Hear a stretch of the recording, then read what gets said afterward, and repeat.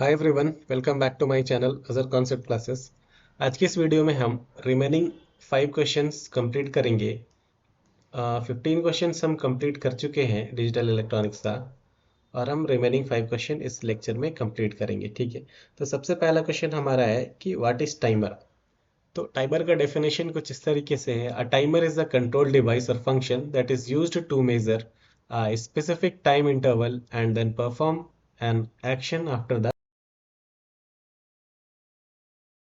के बाद वो अपना ऑपरेशन को या फिर जो इंस्ट्रक्शन है उसको परफॉर्म करेगा। ठीक है, तो टाइमर का काम क्या है कि टाइम को कैलकुलेट करना है। सपोज एक फंक्शन को मशीन ऑन करने के 10 सेकंड के बाद स्टार्ट होना है, तो वो पहले 10 सेकंड को काउंट करेगा, तब वो फंक्शन को इनेबल करेगा, उसका सिग्नल को इनेबल करेगा और वो कंप्लीट करने के लिए। ठीक है, तो मेन पॉइंट्स क्या है टाइमर्स का वो हम देखते हैं। A timer introduces a time delay in a control circuit. एक कंट्रोल सर्किट में टाइम डिले कराने के लिए हम टाइमर का यूज करते हैं। ठीक है, it starts counting time when an input conditions becomes true. अगर हम सिग्नल को ऑन करें, वो सिग्नल ट्रू है, तो वो हमारा काउंटिंग स्टार्ट कर देगा। क्या काउंट करना? टाइम काउंट करना। ठीक है, after the present time the timer changes it's output state. अभी क्या होगा, जब वो प्रेजेंट टाइम के टाइमर जितना टाइम सेट किए, सपोज 10 सेकेंड सेट किए, तो वो सिग्नल जो का स्टेट चेंज हो जाएगा। पहले अगर हम ऑन रखें तो बाद में ऑफ हो जाएगा, और अगर पहले ऑफ रखें तो बाद में ऑन हो जाएगा। ठीक है, अभी हम यूज़ कहाँ पे करते हैं? तो टाइमर का वाइडली यूज्ड हम करते हैं पीएलसी में, ऑटोमेशन में, इलेक्ट्रिकल कंट्रोल सिस्टम में। ठीक है, और डिजिटल कंट्रोल सिस्टम में भी बोल सकते हैं कि यूज़ करेंगे हम।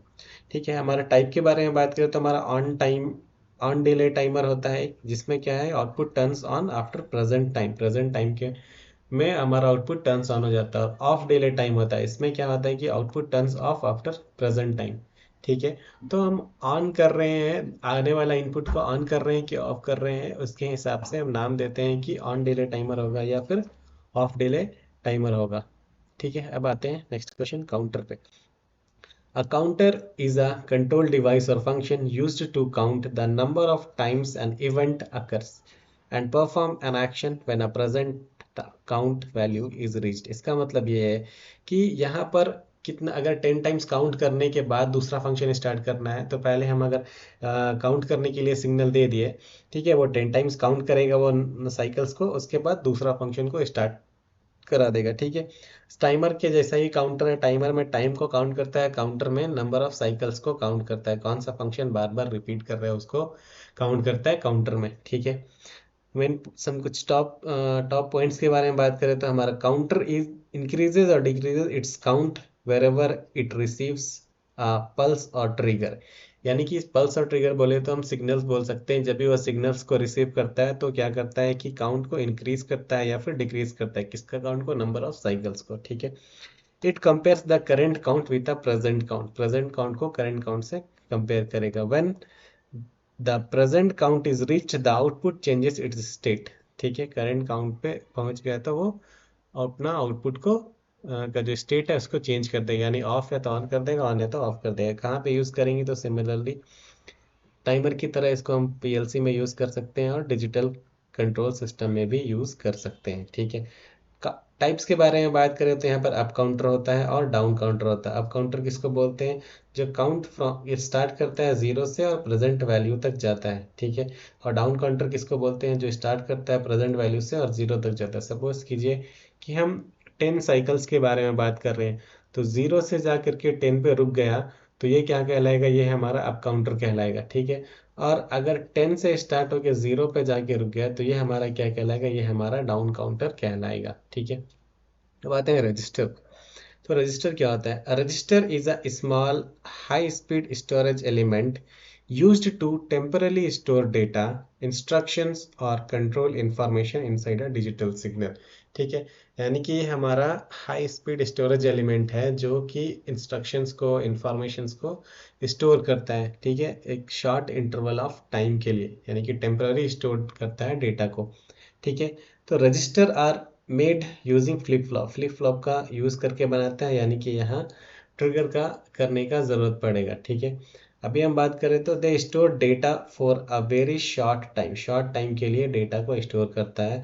और रजिस्टर ऑपरेट करता है वेरी हाई स्पीड में। इसके लिए हम रजिस्टर को यूज़ करते हैं किसी भी प्रोसेसिंग करने के लिए, डिजिटल इलेक्ट्रॉनिक्स में या फिर माइक्रो कंट्रोलर में, पीएलसीज में, या किसी माइक्रो प्रोसेसर में भी हम यूज़ कर सकते हैं। ठीक है, तो ये क्यों करते हैं? तो इस डेटा स्टोर करता है शॉर्ट इंटरवल ऑफ टाइम के लिए, लेकिन इसका प्रोसेसिंग स्पीड बहुत हाई होता है, इसलिए हम रजिस्टर का यूज़ करते हैं। ठीक है, क्योंकि क्वेश्चन ये भी हो सकता है कि मेमोरी का यूज़ क्यों नहीं करते? तो जब कोई डेटा को प्रोसेस कराना है, दूसरा फंक्शन कंप्लीट कराने के लिए, तो स्टोर डेटा को हमको प्रोसेस कराने के लिए रजिस्टर का यूज़ करते हैं, जो कि हाई स्पीड में काम करता है। और हमारा लेकिन एक एक एडवांटेज यही है कि वेरी हाई स्पीड में काम करता है, लेकिन डिसएडवांटेज यही है कि शॉर्ट टाइम के लिए वो डेटा वहाँ पे रहता है। ठीक है, टाइप के बारे में बात करें तो हमारा डेटा रजिस्टर है, यानी डेटा को स्टोर करेगा। इंस्ट्रक्शन रजिस्टर है जो कि इंस्ट्रक्शन को स्टोर करेगा। और शिफ्ट रजिस्टर है जो कि शिफ्ट करेगा डेटा को लेफ्ट और राइट में।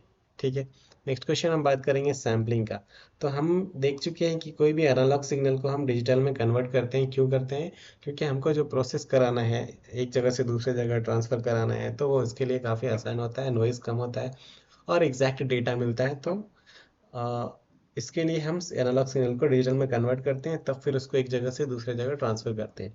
तो अब बात करेंगे सैम्पलिंग क्या होता है। सैम्पलिंग जो होता है वो हमारा फर्स्ट स्टेज होता है किसका? एनालॉग सिग्नल को डिजिटल में कन्वर्ट करने का। तो सबसे पहले सैम्पलिंग में क्या करते हैं? Sampling is the process of converting a data a continuous time signal or analog signal into a discrete time signal। सबसे पहले discrete time signal में को लेगा और क्या करेगा? Regular discrete time signal by taking its value at regular interval of time. हर एक इंटरवल ऑफ टाइम पे वैल्यू को लेगा और वो डिस्क्रीट टाइम सिग्नल में करेगा चेंज। ठीक है, अभी सैम्पलिंग कुछ मेन पॉइंट्स देखते हैं। Sampling is the first step in digital signal processing.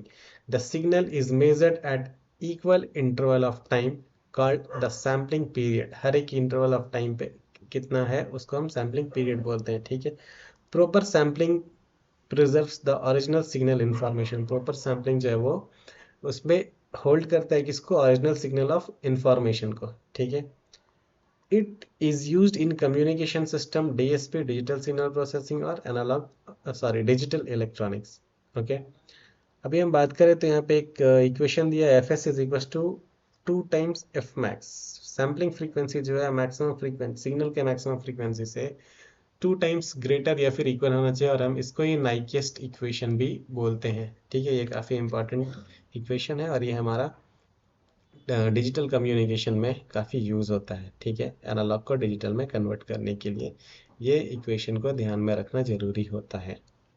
अब आते हैं क्वांटाइजेशन में। तो सबसे पहले हम क्या बोलें कि सैम्पलिंग जो था वो फर्स्ट स्टेप था, तो उसी तरह किसका? एनालॉग टू डिजिटल में कन्वर्ट करने का।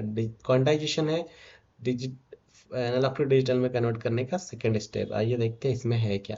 Quantization is the process of converting sampled signal amplitude into a finite set of discrete levels. Finite set of discrete levels में कन्वर्ट करेगा इन अ डिजिटल सिस्टम। ठीक है, तो हम कुछ मेन पॉइंट्स के बारे में बात करेंगे। तो सैम्पलिंग का इनपुट क्या होगा? जो क्वांटाइजेशन का इनपुट क्या होगा? जो सैम्पलिंग का आउटपुट है वही क्वांटाइजेशन का इनपुट होगा।